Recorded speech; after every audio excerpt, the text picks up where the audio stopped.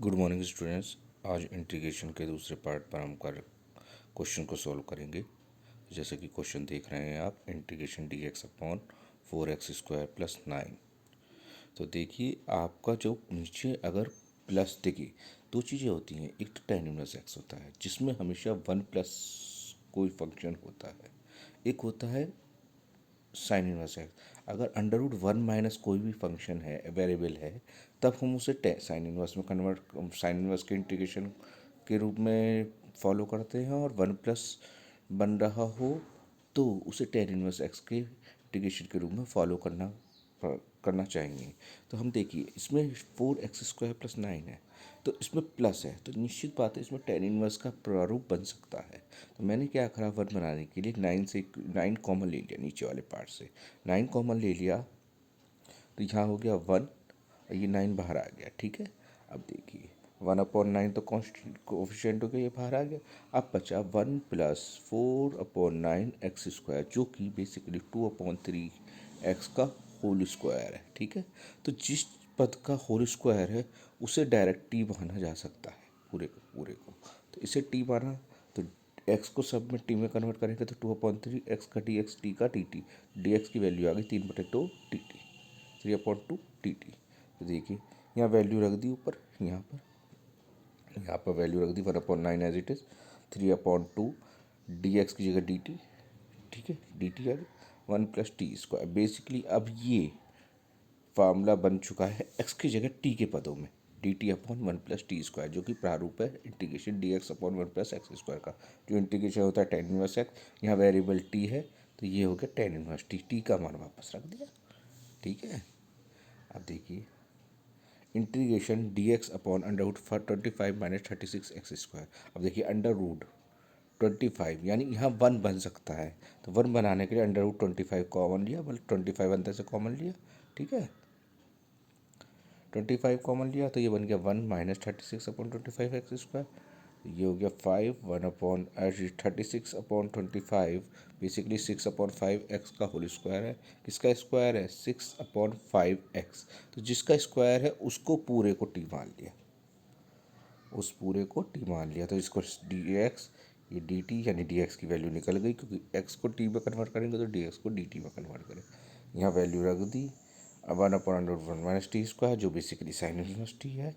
ठीक है, sine inverse T plus सी, और टी का मान वापस एक्स के पदों में रख दिया, क्योंकि क्वेश्चन को एक्स में है तो आंसर भी एक्स में ही देना पड़ेगा। ठीक है,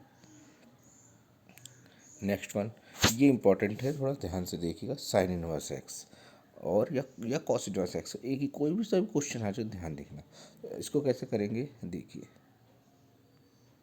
साइन इनवर्स एक्स, तो इसका डायरेक्ट ये स्टैंडर्ड फार्मूला नहीं होता है। ठीक है, तो इसको क्या करा मैंने, साइन इनवर्स एक्स को क्या मान लिया, टी।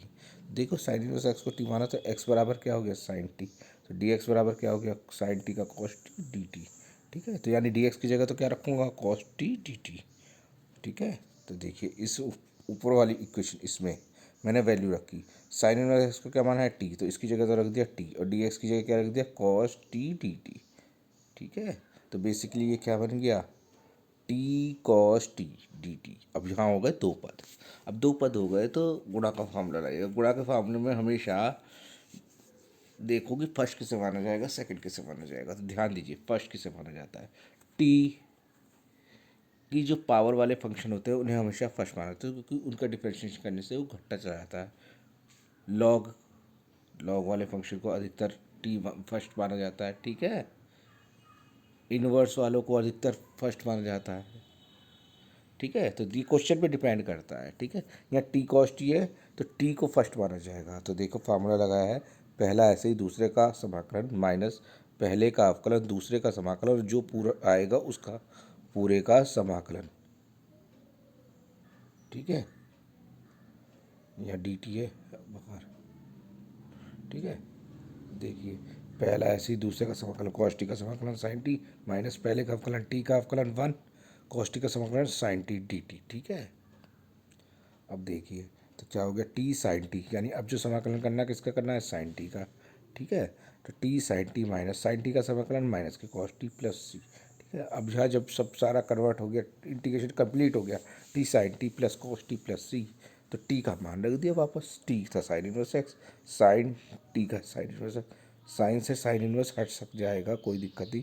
ये एक्स जो पहले आया है ये इसका ही आया है, साइन से साइन इनवर्स हट गया, एक दूसरे कॉम्प्लीमेंट होते हैं, काटना नहीं है बेटा, एक ऐसे काट के नहीं दिखाते, डायरेक्ट हटा देते हैं, साइन से साइन इनवर्स हट जाता है, कॉम्प्लीमेंट फंक्शन। तो ये इसका एक्स यहाँ आ गया, साइन इनवर्स एक्स ये वाला, cos sine inverse X plus C, ठीक है, ये आंसर हो गया।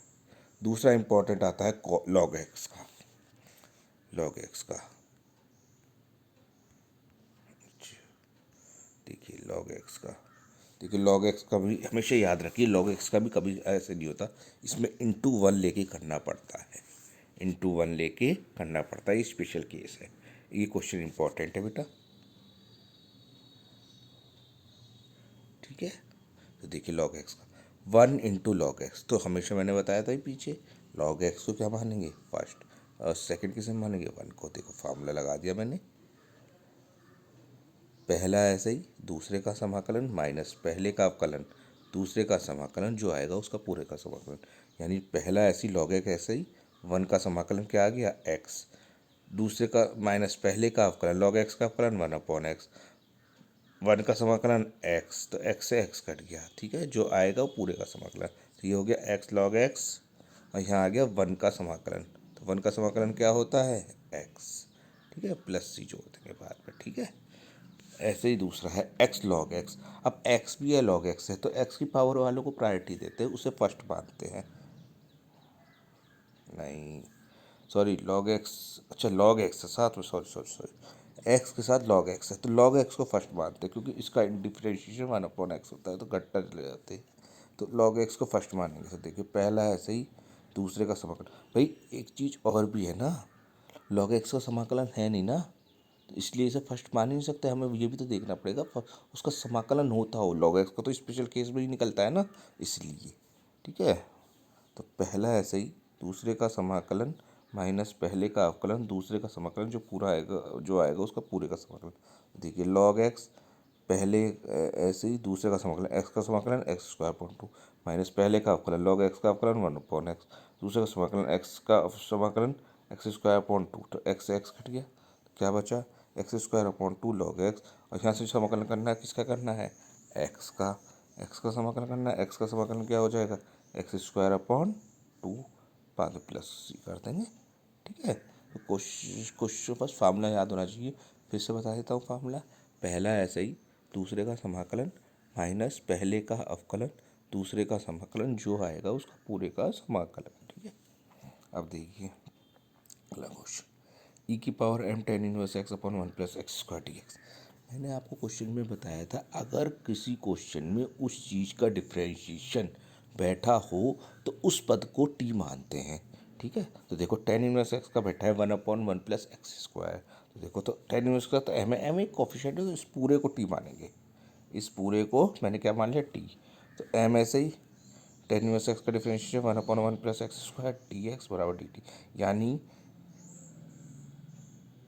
dx/1 + x² की पूरे की वैल्यू आ गई 1/m dt, यानी dx/1 + x² इस पूरे की जगह रखूँगा 1/m dt, ठीक है। देखिए फिर बचा क्या उसे भी देख लेंगे, इसकी जगह तो टी आ गया, तो e⁻m tan−1x थी वो टी है ही 1/m e⁻t dt, ठीक है, और e⁻t का e⁻t और e⁻t का मान रख दिया प्लस सी, ठीक है। ये क्वेश्चन हो गया पूरा, ठीक है, ध्यान से देखिएगा, कोई दिक्कत हो तो पूछ लीजिएगा।